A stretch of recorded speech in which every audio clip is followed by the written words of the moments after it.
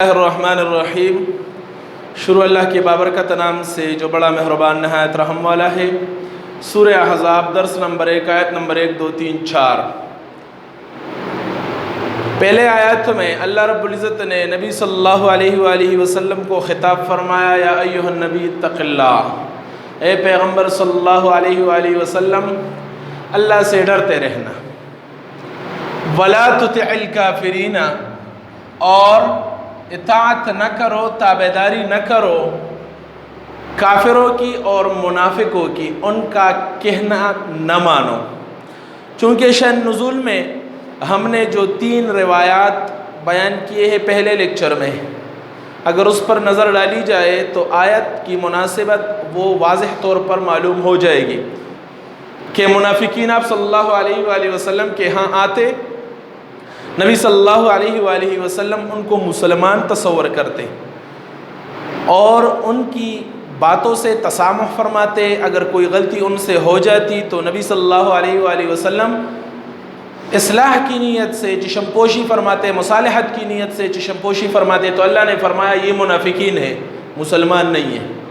اسی طرح جو 2 واقعات اور گزرے، دوسری روایت اور تیسری روایت، جس میں مکہ مکرمہ سے آئے ہوئے لوگ نبی صلی اللہ علیہ وآلہ وسلم کو دین اسلام چھوڑنے کی طرف ترغیب دے رہے تھے، اور اسلام کا جو اصل دعویٰ ہے اور جو اسلام کا مرکزی پیلر ہے عقید توحید، ان عقائد سے نبی صلی اللہ علیہ وآلہ وسلم کو پیچھے ہٹنے کی دعوت دے رہے تھے، تو اللہ رب العزت نے فرمایا نہیں، کافروں کی بات آپ نے نہیں ماننی۔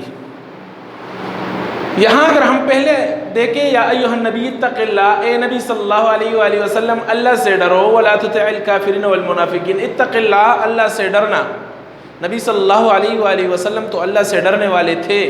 مفسرین لکھتے ہیں کہ نبی صلی اللہ علیہ وآلہ وسلم اللہ سے ڈرنے والے تھے، لیکن اللہ رب العزت نے پھر بھی فرمایا اللہ سے ڈرو، یعنی جس طرح اب ڈر رہے ہو، مستقبل میں آنے والے زمانے میں بھی اسی طرح اللہ سے ڈرتے رہو۔ کفار اور منافقین کی باتوں کو نہ سنو، نہ ان پر عمل کرو۔ اگر سن لو تو اس پر عمل نہ کرو۔ ہاں، جو باتیں ایسی ہے جو ٹھیک ہے اور آپ اس کو ماننا چاہتے یا اس پر عمل کرنا چاہتے وہ الگ بات ہے، لیکن جو شرکیہ عقائد کی طرف آپ کو ترغیب دینا چاہتے ہیں اور دین اسلام کے اصل مقصد کو چھوڑنے کی بات وہ کر رہے ہیں، ان میں آپ نے ان کی اطاعت اور تابعداری نہیں کرنی۔ بعض مفسرین یہ بھی فرماتے ہیں کہ یہاں پر خطاب اگرچہ نبی صلی اللہ علیہ وآلہ وسلم کو ہے، لیکن نبی صلی اللہ علیہ وآلہ وسلم وہ اس کو سنایا جا رہا ہے، اور اصل مقصد امت کو خطاب اور تعلیم دینا مقصود ہے کہ آپ لوگوں نے بھی کفار اور منافقین کی اس طرح کی باتوں پر عمل نہیں کرنا۔ خطاب اگرچہ نبی صلی اللہ علیہ وسلم کو ہے، لیکن تعلیم امت کے لیے ہے۔ ان اللہ، بے شک اللہ، کانا ہے، علیماً جاننے والا اور حکیماً حکمت والا۔ تو اللہ رب العزت نے فرمایا کفار اور منافقین کا کہا نہ مانے آپ، بلکہ آپ کیا کریں، واتبع، پیروی کیے جانا، یعنی تم نے تابعداری کرنا ہے اے پیغمبر صلی اللہ علیہ وسلم، ماں کس چیز کی، اس چیز کی، اس کتاب کی، یوحا الیکا، جو وحی کی جاتی ہے تم کو، یعنی تم نے قرآن مجید کی تابعداری کرنی ہے۔ اللہ کی طرف سے جو احکامات بذریعہ وحی آپ کے پاس آتے ہیں، آپ نے ان باتوں کی تابعداری کرنی ہے۔ ان اللہ کان بما تعملون خبیرا، اللہ نے فرمایا بے شک اللہ ہے جو تم عمل کرتے ہو اس پر خبردار، تمہارے ہر عمل سے اللہ رب العزت باخبر ہے۔ وتوکل علی اللہ، اور بھروسہ رکھنا اللہ پر۔ منافقین نے دھمکی دی، یہود نے دھمکی دی، ہم آپ کو قتل کر دیں گے۔ اللہ نے فرمایا یہ کچھ نہیں کر سکتے، میری ذات پر آپ نے بھروسہ رکھنا ہے محمد صلی اللہ علیہ وآلہ وسلم۔ وتوکل علی اللہ، اور اللہ پر بھروسہ رکھنا۔ وکفی باللہ وکیلا، اور کافی ہے اللہ کارساز، کام بنانے والا۔ ان 3 آیاتوں کے بعد آیت نمبر 4 میں 3 چیزیں بیان کی جائے گی، جس میں آج ہم صرف اور صرف 2 بیان کریں گے، تیسری انشاءاللہ بعد کے کلاس میں بیان کریں گے۔ تو زمانے جاہلیت سے یہ بات عرب میں مشہور تھی، جو آدمی زیادہ ذہین ہوتا، لوگ کہتے ہیں کہ اس کے سینے میں 2 دل ہے، اس کے سینے میں 2 دل ہے۔ جمیل ابن معمر نامی ایک آدمی تھا، وہ بہت زیادہ ذہین تھا، زیرک تھا، ہوشیار تھا۔ کفار اس کے بارے میں کہتے کہ اس کے سینے میں 2 دل ہے، اور وہ بھی کہتا کہ میں نبی صلی اللہ علیہ وآلہ وسلم سے نعوذ باللہ بہتر ہوں، اس لیے کہ میرے سینے میں 2 دل ہے اور اس کے سینے میں 1 دل ہے۔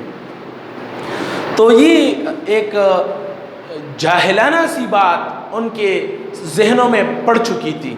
اللہ رب العزت نے اس بات کی تردید فرمائی کہ ہر انسان کے سینے میں 1 ہی دل ہوتا ہے، ہر انسان کے سینے میں 1 دل ہوتا ہے، اور جس عمل کے لیے اللہ رب العزت نے اس دل کو پیدا فرمایا ہے وہ اسی عمل کو کرتا ہے، یعنی پورے بدن تک خون کی سپلائی اور رسائی۔ تو جس طرح نبی صلی اللہ علیہ وآلہ وسلم کے سینے میں 1 دل ہے، جو تمام مخلوق میں اللہ رب العزت نے جتنے انسان پیدا فرمائے ان میں سب سے افضل اور اعلیٰ ہے، تو نبی صلی اللہ علیہ وآلہ وسلم کے علاوہ کون ایسا ہو سکتا ہے جس کے سینے میں 2 دل ہو؟ جب پیغمبر کے سینے میں 1 دل ہے تو باقی کوئی بھی اس طرح نہیں ہو سکتا کہ اس کے سینے میں 2 دل ہو۔ تو اللہ نے فرمایا ما جعل اللہ، نہیں بنائے اللہ رب العزت نے، لرجل، کسی آدمی کے، من قلبین، 2 دل، فی جوفی، اس کے پہلو میں، اس کے سینے میں۔ جوف اصل میں خالی جگہ کو کہتے ہیں سینہ۔ وما جعل، اور نہیں بنایا۔ یہ ایک دوسری غلط بات جو زمانے جاہلیت سے لوگوں میں رائج تھی۔ ایک آدمی اپنی بیوی کو کہتا تم میرے لیے میری ماں کی طرح ہو، اور وہ اپنے کلام میں اس کے لیے ایک جملہ استعمال کرتے، انت علیہ کظہر امی، انت علیہ، یہ جملہ استعمال کرتے بیوی کے سامنے۔